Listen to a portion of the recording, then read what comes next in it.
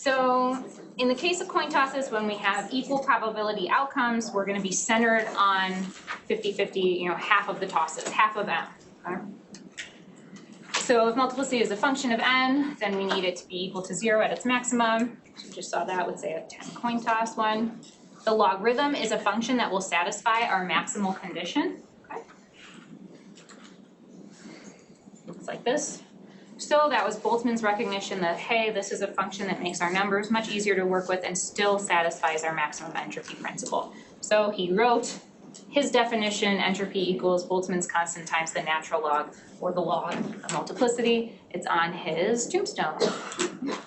But he killed himself, so it's probably, I don't know, his life wasn't that happy. I don't know, it's just a fact. Just like casually. I wasn't there. It was 1906. That's not that long ago. Yes.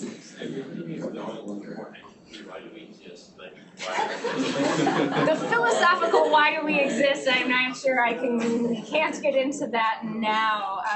What we will talk about, I will say this. When we get to Gibbs, what we'll be getting to is that the whole world is trying to minimize energy.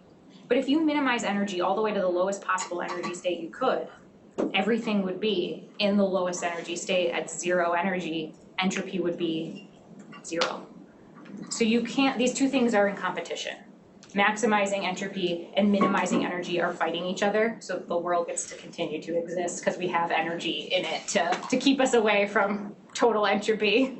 There's a book I'm reading called The Demon and the Machine, and it's about how humans and life can exist despite it being entropically unfavorable, so check it out. There you go. What was it called? The Demon and the Machine. Do you know who's the author? No. All right, that's fine. I'm going to look it up and put it in the slides so we can all read it. All right, so the most, again, just a restatement of second law. The most probable outcome, the most probable macro state will be whichever one is achievable in the most different ways. We're always trying to move towards maximum entropy. Keeping in mind this is in competition with minimizing energy. Boltzmann's constant. Okay, so let's do this one really quick. I have a classroom. This is old because this classroom has 74 seats. Suppose I have a classroom with 42 seats and I have a group of indistinguishable students. You're all equal. How many ways can I arrange 42 students in the classroom? What is the corresponding entropy? How many ways can I put 0 students in? What is the entropy? How many students should I have in the room in order to maximize my entropy? Okay, so take a second and think through this one with your team.